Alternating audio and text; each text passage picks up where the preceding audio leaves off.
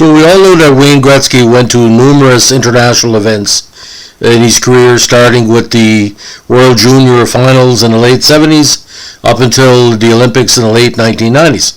But did you know in 1982, he and his fellow Team Canada squad mates came within a breath of winning the World Championships?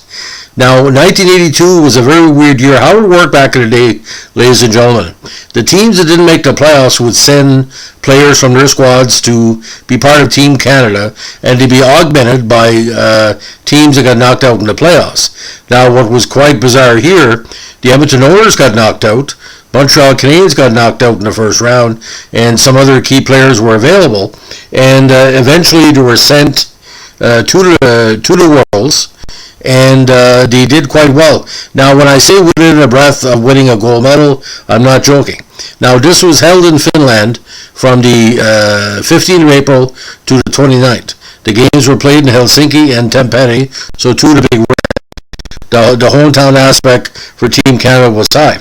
But besides Wayne Gretzky, this is probably, again, one of the better rosters of the 1980s, comparable to a Canada Cup. They had Gretzky, Bill Barber, Darryl Sittler, Craig Hartsburg, Bobby Smith, Mike Gartner, Paul Reinhardt, Mark Napier, Ricky Vive, Dale Howardchuk, Brian Propp, Ryan Walter, Dino Ciccarelli, Bob Gainey, Rick Reen, John Van Boxmeer, Kevin Lowe, Bobby Clark, Kurt Giles, Gilles Melange, Greg Millen, and Brad Maxwell. Probably, like I said, probably one of the better teams that Team Canada sent to an international event between their return in '77 and again winning the world title in the 2000s. Now, at this tournament, 8 teams took part, and each played each other once. The 14 best teams then played each other once more. Now, this was the 48 World Championships and also the 59 European Championships of ice hockey. Now, the Soviet Union won their 18th title at the event, which was also their 21st European Championships. Now, the tournament, like I said, quite notable because Gretzky was there because he lost in that upset to the Kings. And Team Canada could have won silver if the Soviet team had won against Czechoslovakia in the final game. However, the teams tied the game 0-0. What a surprise. Now, Gretzky did score more points than any other player in the tournament with 14 in his only appearance at the World Title Championships, but for some reason, the Soviet Union's Viktor Shalamov was selected as the best forward of the event. Now, other notable events including the Czechoslovakians losing to West Germany for the first time in 45 years. Now, the Italians, much improved, defeated the Americans and became the first promoted team from the B pool since the tournament expanded to 8 to survive relegation. And he did so using 17 Italian Canadians, European players, minor sports. Now, in the first round, Soviet Union went 7-0. Czechoslovakia went 4-1-2. Sweden went 3-3-1. Canada went 3-2-2. Finland went 3-1-3. West Germany 2-1-4. Italy 1-1-5. United States 0-1-6. So in the prelims, Canada defeated Finland 9-2. Lost 6-2 to Czechoslovakia. Tied Sweden 3-3. Knocked off the Germans 7-1. Tied Italy 3-3 in an upset. Defeated the States 5-3 and lost to the Soviets 4-3. Now, in the final round, the Soviet Union ended up carrying over the most points with a 9-1 record. Now, they defeated the Canadians 6-4, which pretty well cemented Canada's chance at silver medal. Canada defeated the Czechs 4-2, and Canada knocked off Sweden 6-0. Now, in the final round point standings, Soviet Union ended up with 9-1 with 19 points. Czechs and Canada tied at 12, but again, Czechoslovakia had the tiebreaker, and Sweden in fourth place at 3-4.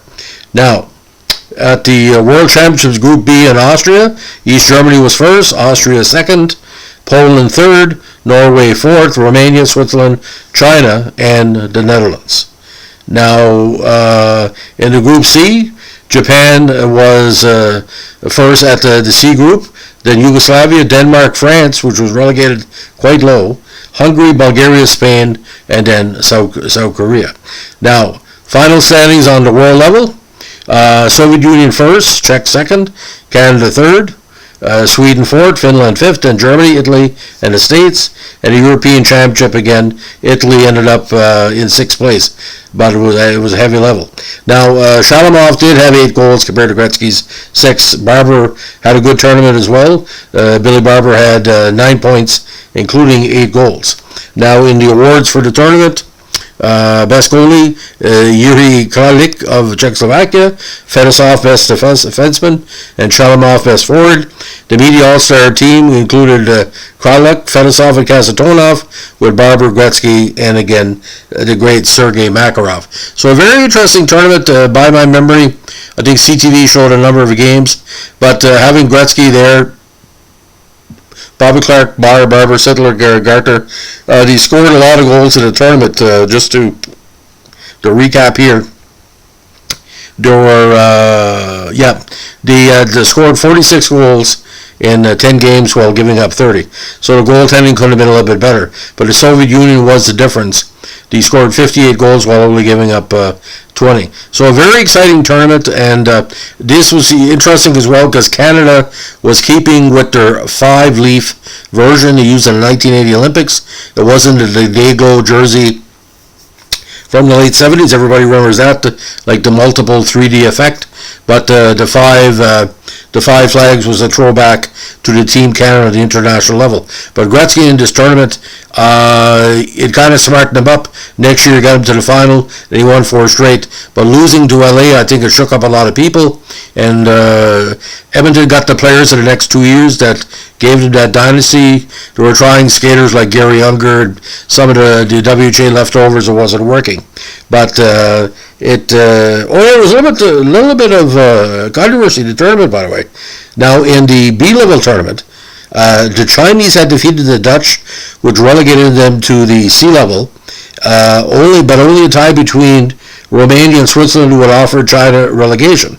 The scandalous parity game ended in a 3-all tie, with Romania having 3 head-to-head to points, Switzerland 2, and China 1.